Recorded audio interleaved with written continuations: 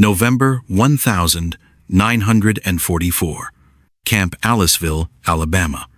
The air is cool but wet, and the ground holds the smell of pine needles and mud. Boots scrape gravel. A mess hall door swings, and warm kitchen air rolls out like steam. The German women step inside, expecting the first humiliation.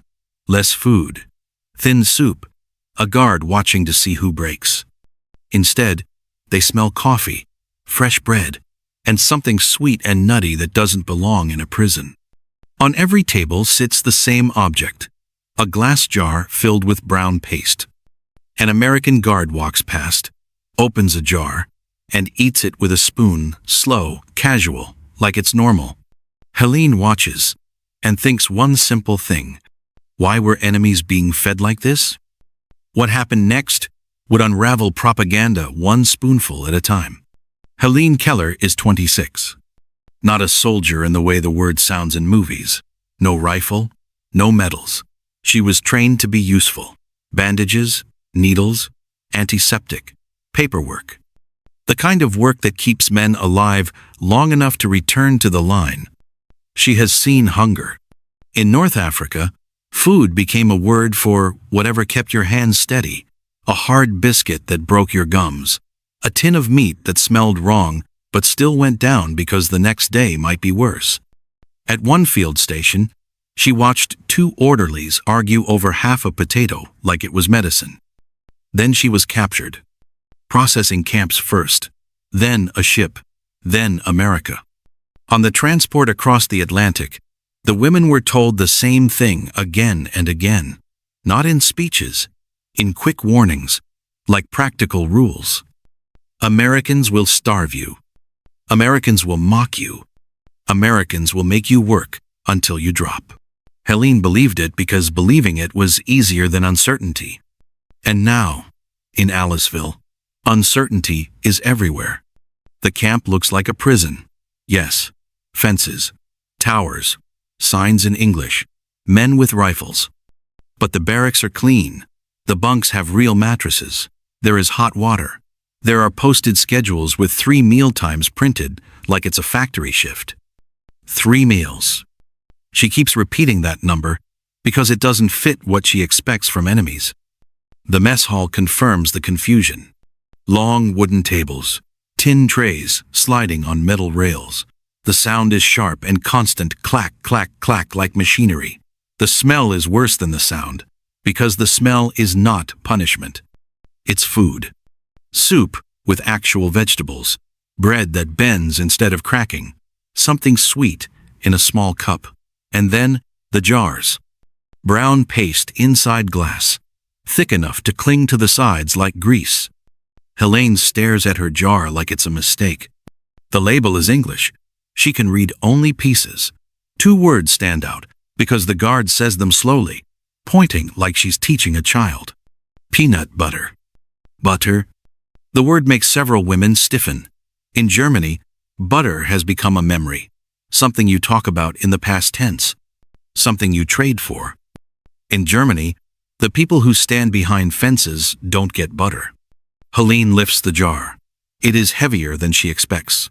Not empty, not watered down, not rationed into a smear. Full. Across the aisle, a guard, young, bored, chewing gum, opens her own jar and scoops a spoonful. No bread, no ceremony, just a spoon, straight in, straight to the mouth. She eats it like it's nothing. She smiles to another guard and says something Helene doesn't understand. The tone is casual, almost proud. The German women don't touch their jars. A nurse named Anya whispers, "It looks like axle grease." Someone laughs quiet, nervous. Helene doesn't laugh, because her eyes keep catching a detail that won't let her settle. The Americans are eating the same food. Same soup, same bread, same brown paste. No separate table, no better plates, no extra meat for guards while prisoners chew scraps.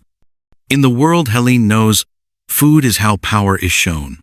In German camps, guards eat well, prisoners eat what is left. The difference is the point. Here, the difference is missing. That absence feels like a trap. Back in the barracks that night, the women lie on thin mattresses under scratchy blankets. The air smells of wood, soap, and damp clothing. Someone says, they want us healthy so we can work. Someone else says, they want us to gain weight so we look worse when we go home. Helene stays quiet. Her stomach is full in a way it hasn't been for years, and that fullness makes her feel unsafe. Because it creates a new problem. A full stomach is harder to control.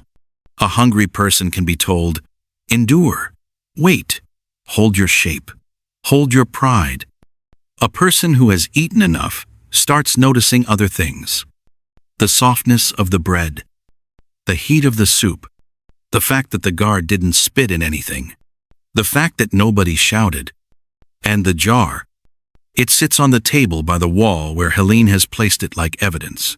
The lid is still sealed. The brown paste inside doesn't move. She keeps thinking about the guard's spoon. Not the first spoonful, the second. Because the first could be demonstration, a joke, a performance. But the guard took a second spoonful like she wasn't thinking at all. Like she did it every day. Helene turns onto her side and listens to the camp sounds boots outside, a distant door, a cough in the next bunk. She tells herself she will not touch the jar tomorrow. Then she tells herself she will take one taste, only to understand what she is looking at. Only one. But even as she makes that rule, she already knows what scares her. If it tastes good, she will want a second spoonful. And wanting more is the beginning of losing control. And the next morning, it will be on the table again. Morning comes gray and wet. Not rain exactly, just moisture in the air that clings to hair and wool and the collars of uniforms. The camp smells different in the morning: cold boards, damp dust, and coffee drifting from somewhere the women can't see. Helene wakes before the whistle. She lies still and listens to the barracks breathe. Someone turning in a bunk, someone clearing a throat, the small sounds of bodies trying to pretend they are not afraid. Her jar is where she left it, under her bunk, wrapped in a shirt like contraband. She tells herself she is not hungry. That is the strange thing. She isn't hungry in the desperate way she expected to be in captivity. Hunger has been her companion for so long that waking without it feels wrong, like forgetting a weapon. At roll call, the women stand straight, faces blank, eyes forward. They expect a punishment for something they don't know they did. That expectation never leaves. It just moves deeper into the muscles. Breakfast line, tin trays, the same metal rail, the same clack of trays sliding forward. Bread again, coffee again, eggs that actually look like eggs. And in the center of the table, the jar. Not one jar, several, like nobody is counting them. The translator, a young man with careful German, says, "Peanut butter is part of your ration." Ration. The word makes Helene's jaw tighten. Because a ration is supposed to feel like scarcity, like control, like humiliation dressed in paperwork. This looks like supply. The women sit, and for the first 10 minutes, they eat everything except the peanut butter. Soup is safe. Bread is safe. Coffee is safe. The jar is unknown. Helene watches the Americans again. She forces herself to look casually, not like she's studying them. A kitchen worker female, mid-20s, hair pinned up, spreads peanut butter thick on bread like plaster. Then she adds something red from another jar, jam. She presses it together and wraps it in paper. A guard calls it something short, like a nickname. PB&J. The worker laughs. Best lunch in the world. It is said with the confidence of someone who has never had to earn a meal through fear. Helene tries to imagine a German soldier saying, "Best lunch in the world" in 1944. It feels absurd. Next to her, Ingrid signals operator, Hamburg. 22 keeps staring at the jar, like it's staring back. Ingrid whispers, "I cannot stand," not knowing. A few women shift. A few pretend they didn't hear. In a camp, curiosity is dangerous. Curiosity makes you move first. Ingrid reaches for the jar anyway. Her hand shakes, but not from fear of guards, from the weight of choice. She twists the lid. A soft pop. The smell rises immediately. Not bad, not chemical, not poison. Nutty, warm, slightly sweet, like roasted seeds, like crushed hazelnuts, but heavier, fatter, dense. Helene watches Ingrid's face change as she smells it. Not joy, not relief. Confusion. Ingrid takes a knife and spreads the thinnest layer on bread, almost transparent, like she's testing a medicine. She lifts it, takes the smallest possible bite. The table goes quiet. Helene hears someone swallow. Not Ingrid. Someone else. Ingrid chews slowly, eyes focused on nothing. Then her eyebrows lift, just slightly, as if her mouth has told her something her brain wasn't ready for. Helene whispers, "Is it terrible?" Ingrid shakes her head once. "No." "Is it good?" Ingrid takes another bite, bigger this time. She closes her eyes for half a second, just long enough for Helene to see it. "It is good," Ingrid says, surprised by her own words. "Salty, sweet, it sticks." She swallows and looks at the bread as if it has changed shape. "It fills you," Ingrid says, "like strength." That word lands hard in Helene. Strength. Because strength has been rationed out of her body for years. Strength is what starvation steals first. Not the flesh, not the weight, strength. Hands that shake when they shouldn't. Legs that feel hollow. The constant cold, even in heat. Ingrid's hand goes back to the jar, not carefully now. A second woman opens another jar. Then another. The lids pop in small sounds across the table like distant firecrackers. The smell spreads. Within minutes, women are spreading peanut butter onto bread in thicker layers. A nurse named Britta, quiet for weeks, takes a bite and says one simple sentence, barely audible. "Mein Gott." Not prayer, just shock. Helene still hasn't moved. She sits with her hands in her lap, because she knows her own weakness. If she tastes it and likes it, she will want more. And wanting more is dangerous here. But the evidence is everywhere. The Americans eat it. The guards eat it. The kitchen staff eat it. Nobody is laughing. Nobody is watching for suffering. So Helene reaches.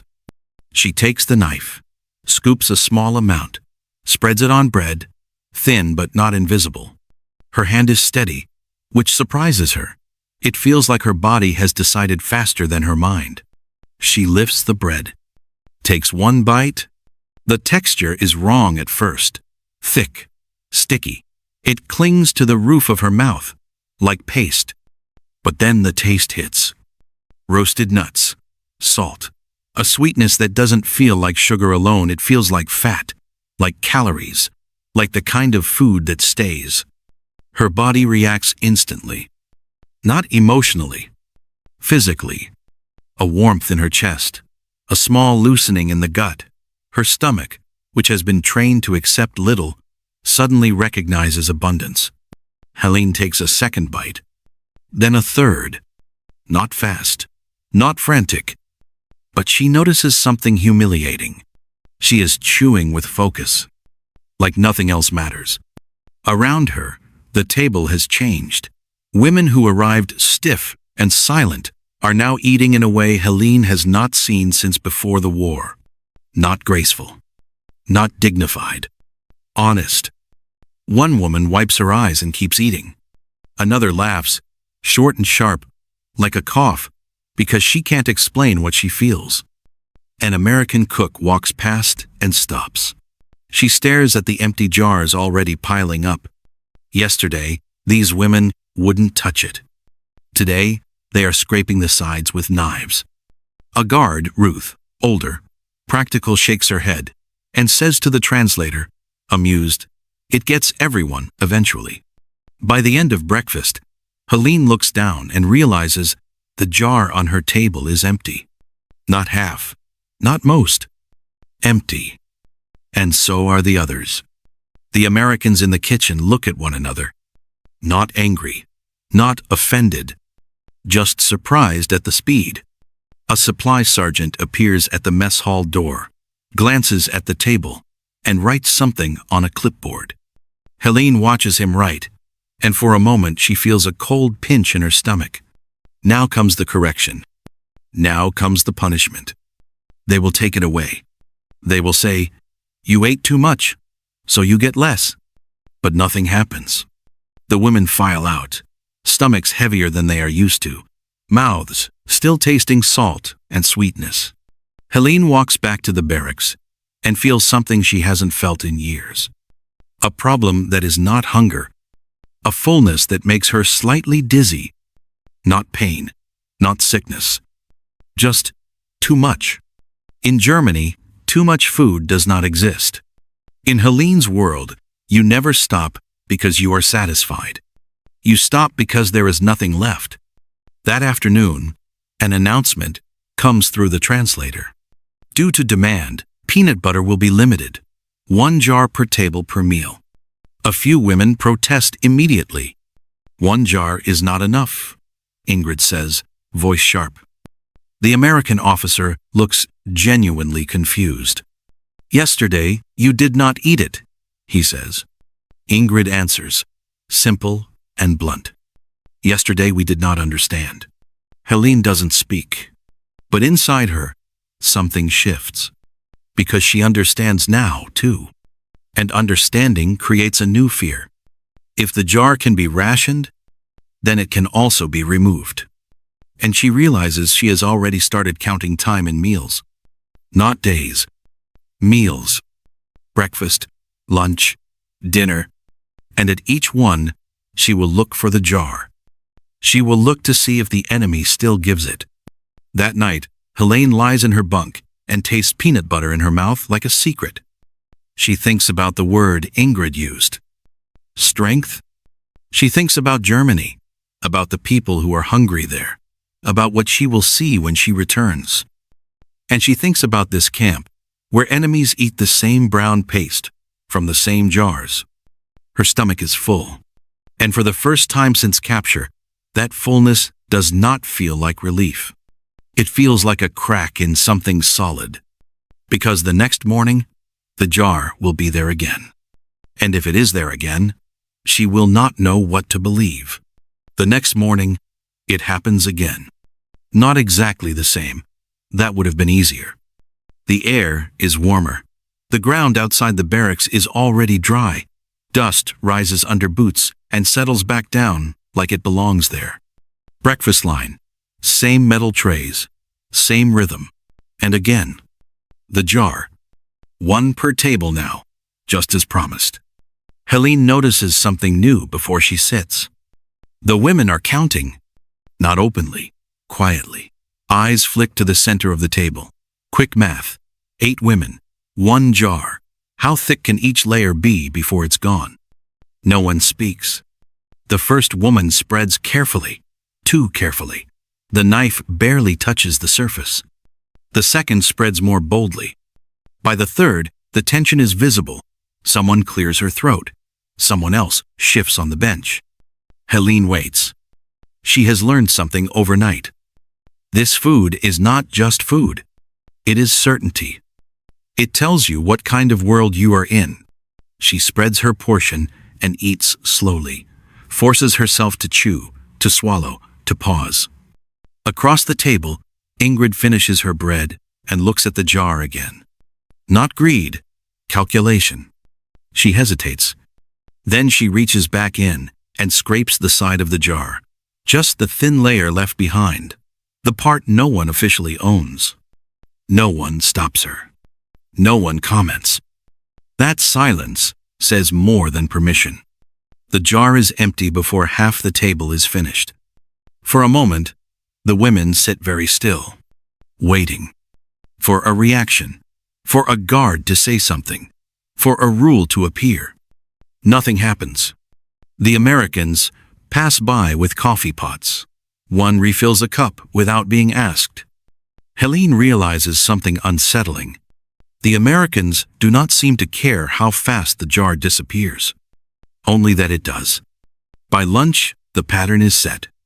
Everyone eats faster. Not because they are hungrier, but because they are afraid of missing it.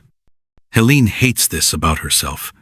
She recognizes it from ration lines in Germany, from soup kitchens, from places where food meant survival, not nourishment.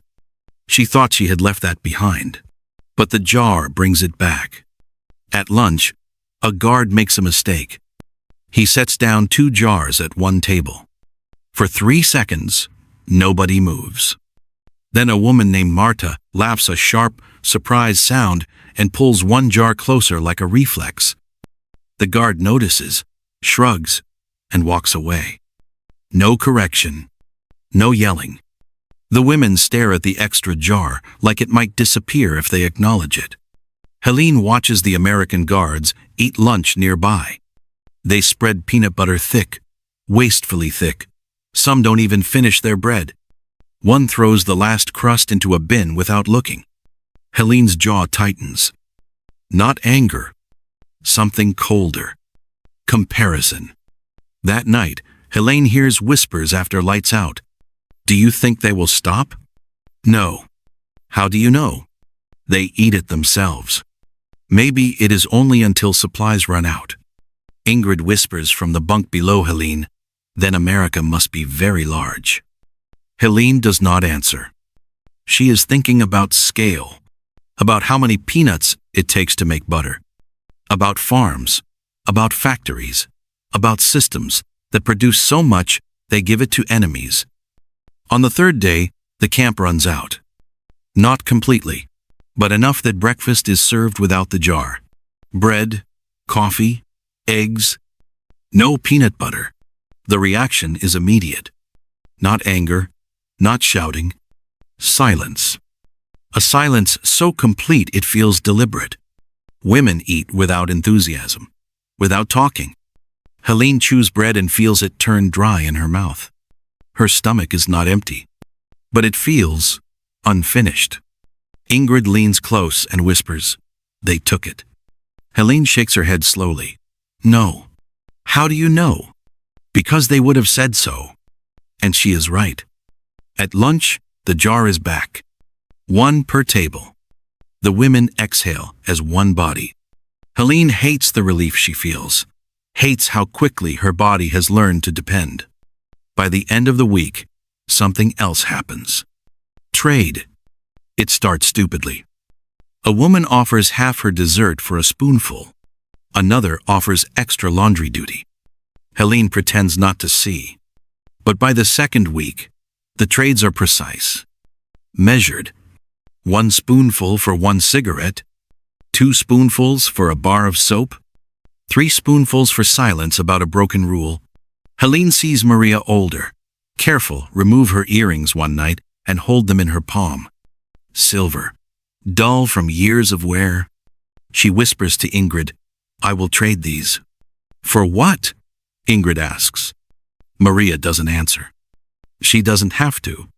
The peanut butter has become currency. Not officially, but reality rarely needs permission. The Americans notice. They pretend not to. A guard jokes, "Looks like you ladies found your gold." The women laugh too loudly. Because it's true.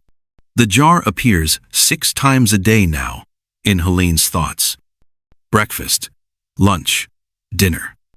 And in between, she dreams of it once. Not the taste. The sight of it on the table. Still there. Untouched. That dream wakes her with a start. Helene realizes something that scares her more than hunger ever did. She is planning her days around food again. Not because she is starving, but because she has learned what enough feels like. And once you know that feeling, going back is harder than never having it at all. One evening, she writes in her notebook, "Peanut butter is ordinary here. That is the most frightening thing." She closes the book and hides it.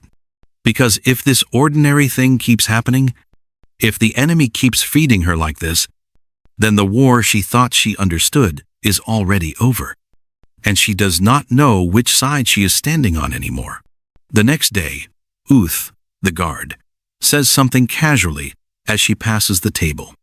"We're getting more shipped in next week." Just information, nothing more. But Helene freezes with bread halfway to her mouth. More. Not replacement. More. And that's when it starts to feel wrong.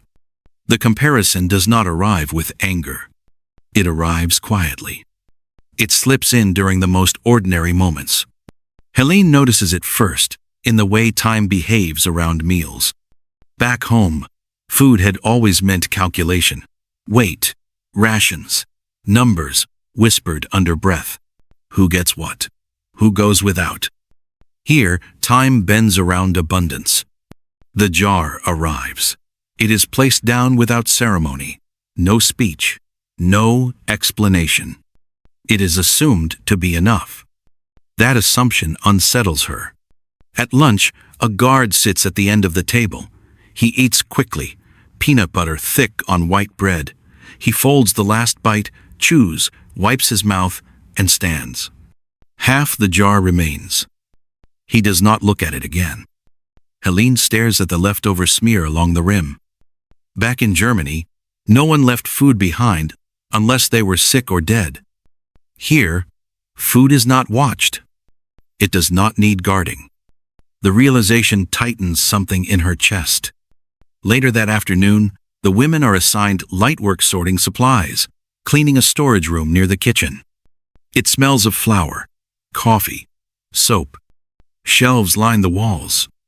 Crates stacked neatly, labels in English. Helene does not understand the words, but she understands quantity. Too much. Too many cans. Too many sacks. In one corner, a crate is marked with the same word she has learned to recognize by shape alone. Peanut butter. Dozens of jars. Not locked, not hidden, just waiting. Ingrid whispers, "They store it like this?" "Yes," Helene answers. "For prisoners?" "For everyone." That distinction matters. That night, Maria speaks for the first time about home. "My sister wrote before I was captured," she says quietly. She said bread was being stretched with sawdust. They called it an innovation. No one laughs. Helene remembers similar phrases, clever substitutes, patriotic recipes, making do. Here, there is no language for making do. Only choosing. At breakfast the next day, something small happens. A jar tips. Peanut butter smears onto the table. A gasp ripples through the women. Before anyone can react, a guard grabs a cloth and wipes it away. "Don't worry," she says. "There's more." More. The word lands heavily. Helene repeats it silently. More means surplus. Surplus means security. Security means someone planned for the future and did not lie about it. The comparison sharpens. She thinks of German radio broadcasts, confident voices, promises of endurance, victory through sacrifice. And she thinks of this table, this jar, this quiet certainty that tomorrow's meal will exist. By the end of the week, the women stop pretending not to compare. They speak openly now, but softly. "Do you remember how thin everyone was? My mother stopped menstruating in 43. My brother stole potatoes and was beaten." Helene listens.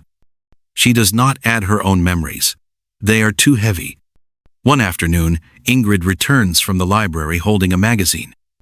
She points at a photograph. A family at a table. Meat, vegetables, bread piled high. "They printed this during the war," Ingrid says. Helene nods. "Why would they show this if it wasn't true?" Ingrid asks. Helene does not answer. Because the answer is already obvious. At dinner, the jar is passed down the table. Helene takes her portion and pauses. She realizes something new. The guilt has started. Not for eating, but for eating well. She imagines her mother's hands, thin, veins raised, always cold. She spreads the peanut butter anyway. Her hands shake. This time, the anchor feels different. It no longer brings comfort. It brings weight. Across from her, Maria eats slowly, carefully, like someone saying goodbye. "Do you think we deserve this?" Maria asks quietly.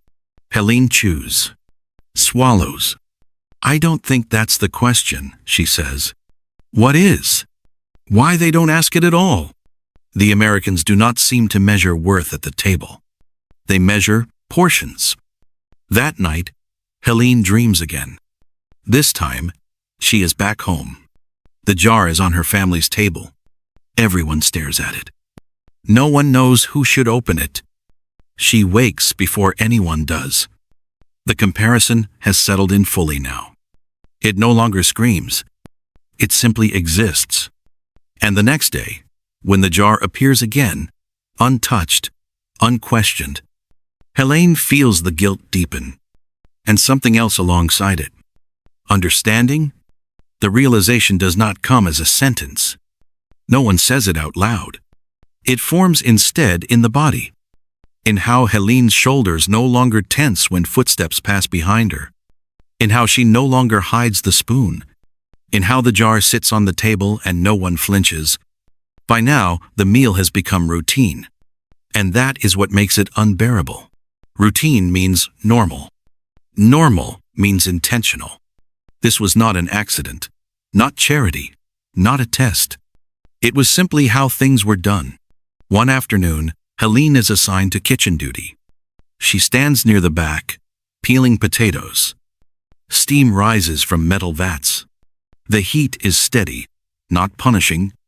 An American cook works beside her, middle-aged, slow hands, calm. He hums while stirring. On a shelf behind him sit open jars.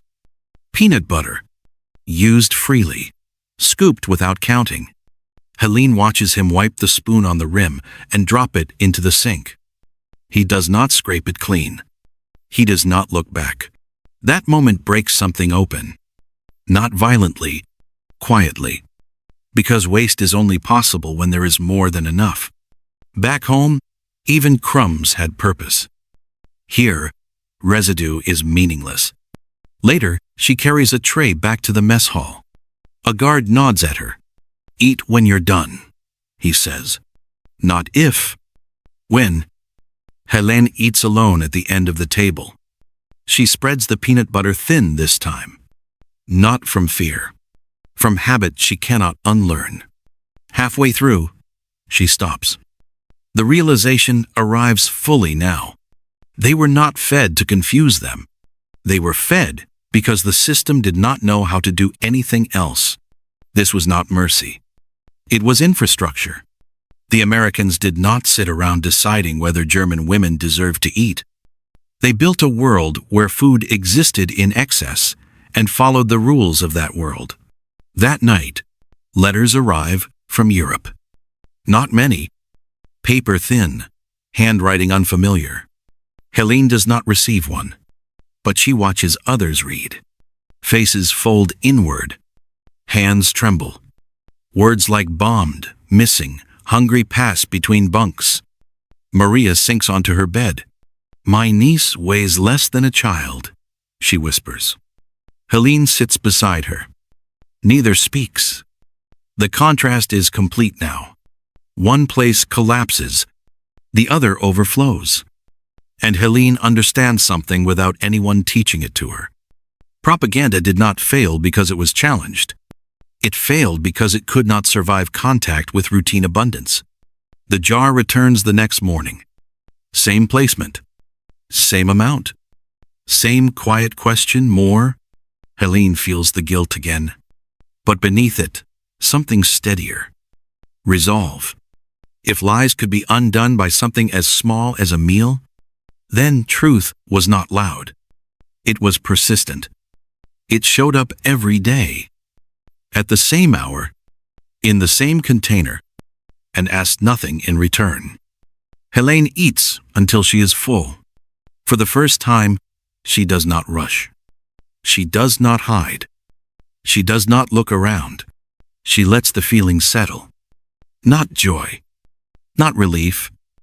Something heavier. Something that will not leave her. When she sets the tray aside, it is empty. And she realizes she will remember this moment longer than any speech. Because no one tried to convince her of anything. They simply fed her. And that was enough. Years later, Helene cannot remember the name of the camp commander. She cannot remember the layout of the guard towers. She cannot even remember the exact month the war ended. What she remembers is the meal. Not the first one. The ordinary ones that came after. The second serving that was offered without ceremony. The jar placed on the table like it had always belonged there. The words spoken casually, without translation. More? After the camp is closed, after the uniforms are returned, after papers are signed, and trains begin moving east again, that word stays with her. She carries it back across the ocean. Germany in 1946 is thinner than she remembers. Cities look hollowed out. People move slowly, conserving energy. Food is counted again, measured, fought over. Helene trades cigarettes for bread. She trades bread for potatoes. She eats, but she is never full. One evening, months after returning, she sits in a half-rebuilt apartment with her aunt. The table is small. The meal is smaller. Boiled roots, dark bread. Her aunt pushes a slice toward her. "Eat," she says. "You're too thin." Helene eats. But her mind is not here. It is back at a long wooden table. A metal tray. Steam rising. A spoon resting beside an open jar. She remembers how no one watched her hands. How no one counted bites. How the act of eating did not feel borrowed or temporary. It felt assumed. Years pass. Germany rebuilds. Factories return. Stores fill slowly. One day, Helene sees it in a shop window. A jar. Brown paste. Imported. Expensive. She buys it anyway. At home, she opens it carefully. The smell is the same. Nutty. Sweet. Unremarkable. She spreads it on bread and eats alone. Her eyes close. Not because it tastes extraordinary, because it doesn't. Because that is the point. The power was never in the flavor. It was in the fact that it existed at all. That it was given to enemies without hesitation. That abundance was not staged. It was habitual. Helene does not speak about the camp often. When she does not talk about guards or fences. She talks about being allowed to finish. About not being rushed. About not being stopped. About learning without being told that everything she had believed about scarcity and strength had been reversed. The war taught her how systems destroy people. The meal taught her how systems reveal themselves. Not through speeches, through trays, through repetition. Through asking, every day, the same simple question. More? When she is old, when her hands shake, when food is once again measured carefully, she still eats slowly, still finishes what is in front of her, still remembers a place where no one took the bread away, where being full was not a reward. It was normal.